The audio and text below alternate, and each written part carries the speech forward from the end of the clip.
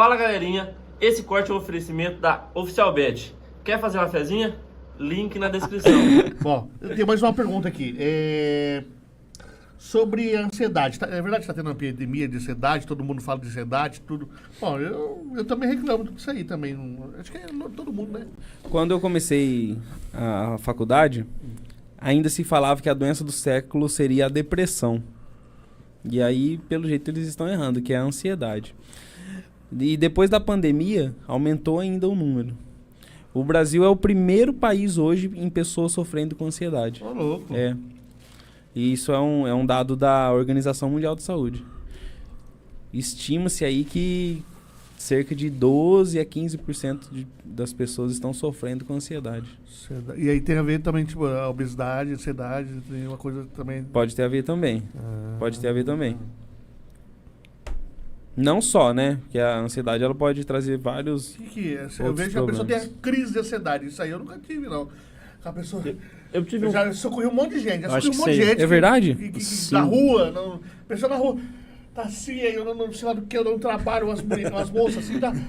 Assim, o que é isso? Não sei, o coração vai parar, não sei o que é, mas aí você tem que calmar a pessoa, dar água e tal, água com açúcar. Mas eu não sei o que é ansiedade. Eu tive um... Se é esse tipo de ansiedade grave, eu nunca vi. Eu acho que eu sou ansioso pra comer um doce, assaltar a geladeira, isso aqui que todo gordo faz, né? Alguma coisa assim. Por exemplo, tem alguma coisa pra resolver, eu fico ansioso. Isso é normal, né? Né? Isso. As pessoas têm que entender que a ansiedade não é uma doença. Ela pode se tornar uma doença. Quando ela atrapalha a vida da pessoa, ela pode se tornar uma doença, mas ela não é uma doença. Tá? Aí quando ela começa a atrapalhar a vida, aí ela é um transtorno vira um transtorno de ansiedade. Transtorno de ansiedade. Por exemplo, vai ter vou fazer uma prova, vou prestar um concurso. Poxa, eu fiquei ansioso. Na noite anterior, comi um chocolate a mais.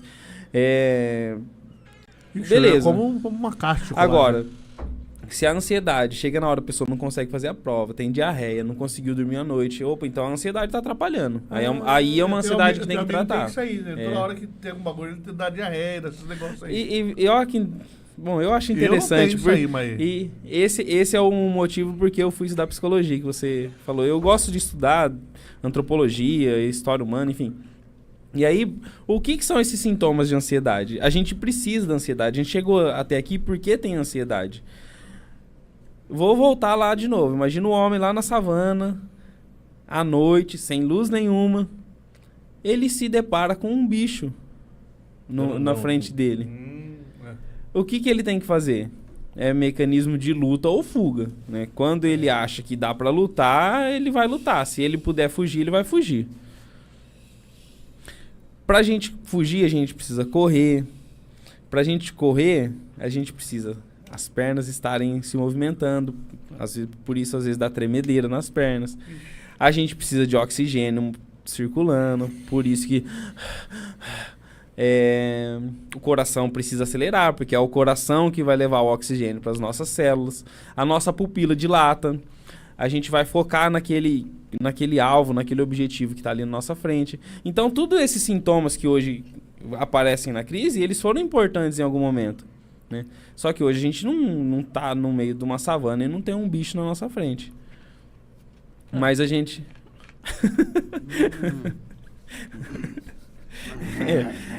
Não preciso sair correndo. Não preciso sair correndo. Então, esses sintomas aí que acontecem numa crise de ansiedade, eles surgiram por um motivo, né? Faz parte do nosso... É tipo uns gatilhos que o corpo utiliza pra sobreviver. Tipo o medo, né? Isso.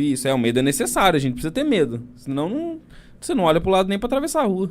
Só vai. Agora, aí mais uma vez, se o medo tá atrapalhando, a minha mãe tá assistindo aí.